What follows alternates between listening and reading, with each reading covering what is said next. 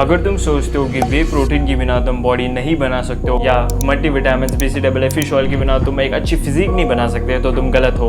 मैंने 6 महीनों तक बिना वे प्रोटीन के अपनी फिजिक को ट्रांसफॉर्म किया एंड ऐसे बहुत ज़्यादा फेजेस आए हैं मेरे लाइफ में जहाँ मेरे पास पैसे नहीं थे वे प्रोटीन के लिए एंड मैंने अपनी फिजिक को तब भी डेवलप किया है। सो इस वीडियो में मैं शेयर करूंगा secrets and 5 tips on how you can build muscles without whey protein and how I did as a vegetarian. सबसे पहले हम जानेंगे कि वे प्रोटीन की नीड हमारी बॉडी को क्यों होती है। जब तुम जिम में जाते हो, जब तुम मसल को ट्रेन करते हो तो हमारी मसल्स में टीयर्स आता है, तब हमारी मसल ब्रेक होती है एंड उसे हील करने के लिए हमारी बॉडी को लगते हैं अमीनो एसिड्स जो हम उसे देते हैं by the means of way protein. And way protein जब तुम अपने बॉडी को देते हो तो उससे तुम्हारी मसल रिपेयर होती है एंड तुम्हारी बॉडी बनती है। इंडियन डाइट में प्रोटीन की बहुत कमी होती है एंड अगर तुम उस पर whey protein as a supplement use करते हो तो तुम्हें बहुत हेल्प करता है मसल बिल्ड करने के लिए। पर मैंने कैसे वेजिटेरियन होते हुए बिना वे प्रोटीन के एक एस्थेटिक फिजिक बिल्ड की।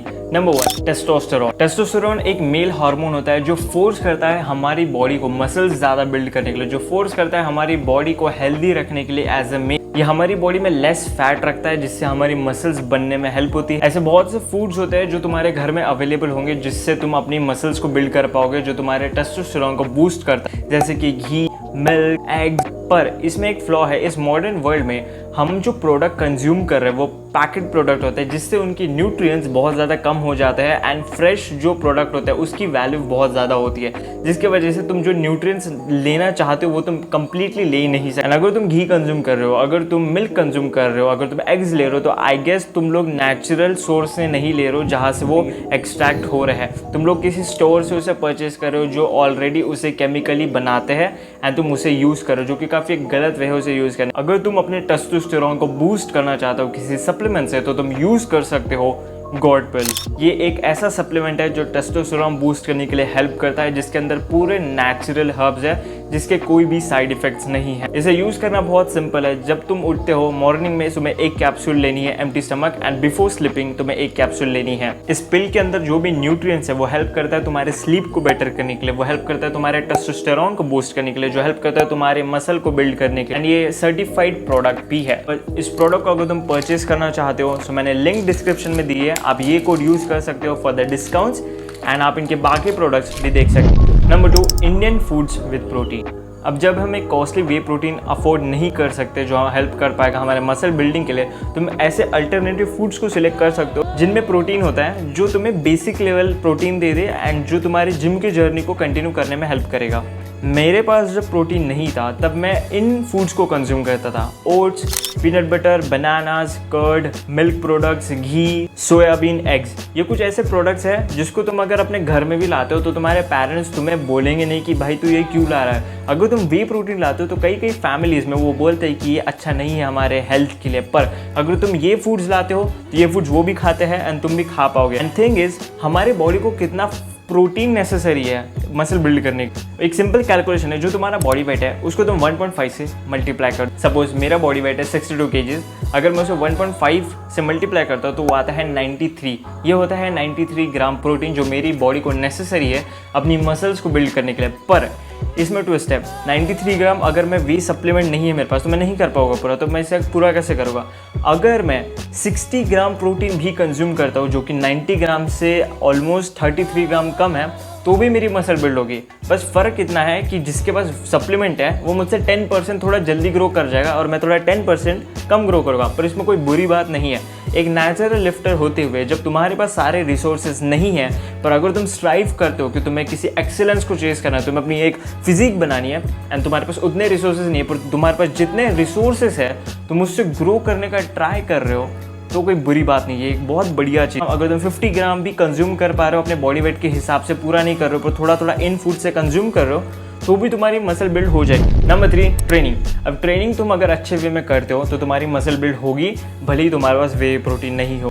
ट्रेनिंग में सबसे इंपॉर्टेंट पार्ट होता है तुम्हारा नेगेटिव यानी अगर तुम किसी मूवमेंट को परफॉर्म करते हो, ऊपर जाते हो एंड जब तुम नीचे आते हो तुम क्या उसे स्पीड में लाते हो, ये होता है negative movement. So negative movement अगर तुम कंट्रोल करते हो वेट को, तुम नेगेटिव करने के लिए सपोज बेंच प्रेस में 3 सेकंड लेते हो एंड देन पुश करते हो 1 सेकंड में, ये एक नेगेटिव कंट्रोल होता है जो तुम्हारी मसल को टीयर करता है, जो तुम्हारी मसल बिल्ड करने में और हेल्प करता है। दूसरी बात, ट्रेनिंग टिल फेलियर, ये एक ऐसा प्रोसेस होता है जहाँ पे जब तुम लगता है तुमने 12 रेपिटेशन निकाल, जब तुम्हें लगता है कि तुमने 12 रेपिटेशन निकाल लिया, उसके बाद तुम अगर फिर से खुद को पुश करते हो, 5 रेपिटेशन और निकाल लेते हो, ड्रॉप सेट मारते हो, तो उससे तुम्हारी मसल फेलियर तक ट्रेन होती है। जो उसकी रियल पोटेंशियल होती है तुम उसे यूज कर पाते, वो हेल्प करता है तुम्हारी मसल को बिल्ड करने के लिए। और इंपॉर्टेंट फैक्टर जो 90% अपने जिम में नहीं कर रहे हैं, and that is stretching and cool down. Stretching हम तब करते हैं डायनामिक वाली जब हम वर्कआउट स्टार्ट करते हैं। जब वर्कआउट स्टार्ट करने के पहले तुम्हें थोड़ी सी स्ट्रेचिंग करनी पड़ेगी अपनी बॉडी के लिए, ताकि तुम्हारी बॉडी थोड़ी सी हीटअप हो जाए, ताकि तुम्हारी जॉइंट्स थोड़े से वार्म हो जाए, ताकि वो प्रेशर झेल सके जो तुम उसे देने वाले। एंड वर्कआउट होने के बाद 89% लोग नहीं करते इस चीज़ को, जो कि है कूल डाउन। कूल डाउन करना पड़ता है हमारी बॉडी के सिस्टम को, ताकि उसमें जो लैक्टिक एसिड है वो रिमूव हो सके। तब तुम्हें स्टैटिक स्ट्रेचेस करने पड़ते हैं। स्टैटिक स्ट्रेचेस तुम यूट्यूब पे सर्च कर सकते हो, जहाँ पे तुम अपनी बॉडी को होल्ड करते हो, जिस बॉडी पार्ट को तुमने ट्रेन किया है, एंड वो रिलैक्स होती है। Number 4, affordable meals. हमने बात की थी ऐसे अफोर्डेबल चीज़ें जो तुम यूज़ कर सकते हो अपनी डाइट में।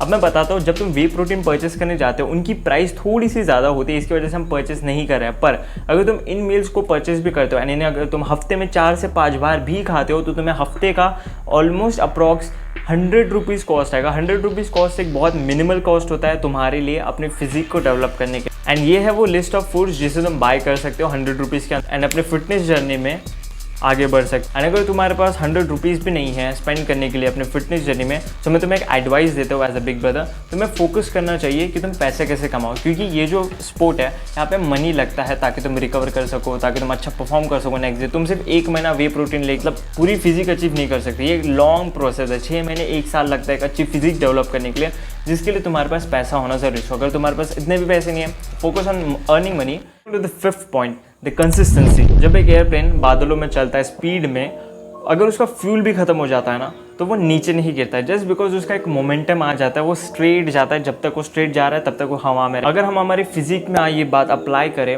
अगर तुम डेली जिम जा रहे हो, तुम डेली अफोर्डेबल मील्स करके अपनी डाइट को पूरा कर रहे हो, एंड तुम कंसिस्टेंट फेलियर हिट कर रहे हो, अपनी मसल्स को ग्रो करने के लिए फोर्स कर रहे हो, तो तुम्हारी बॉडी उस मसल फ्रेम को होल्ड करेगी। अनलेस एंड अनटिल तुम डिमोटिवेट हो जाते हो, तुम अब किसी रीज़न की वजह से जिम नहीं जा पाते हो, तो तुम्हारी मसल का जो कार्बोहाइड्रेट होता है, हमारी मसल्स में बेसिकली वाटर एंड कार्बोहाइड्रेट रहता है, जिससे वो फुलर दिखती है। अगर वो लूज हो जाता है तो तुम्हारी बॉडी पतली दिखेगी। एक काफ़ी ज़्यादा बकवास मिथ चलता है हमारे इंडिया में कि अगर तुम जिम जाते हो तो तुम्हारी बॉडी रहती है, करेक्ट। वो बोलते हैं अगर तुम जिम छोड़ दोगे तो तुम्हारी बॉडी तो उतर जाएगी। एक सिंपल सा फैक्ट है, जिस चीज़ को करने से तुम्हारी बॉडी आ रही है, अगर तुम उसको नहीं करोगे तो तुम्हारी बॉडी तो उतर जाएगी। ये इतनी कॉमन सेंस की बात है कि लोग डीमोटिवेट कर देते हैं कि यार तुम जिम नहीं जाओगे तो तुम्हारी बॉडी उतर जाएगी।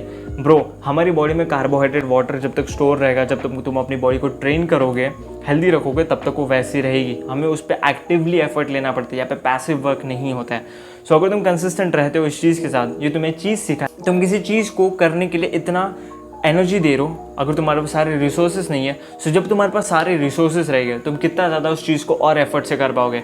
सो यही एक बात है, कंसिस्टेंट रहो, focus on making money. If you don't have any money, God pill के प्रोडक्ट को जरूर चेकआउट करना, use my code, link in the description. Thank you so much for watching this video. I see you guys next time, bye bye, piece.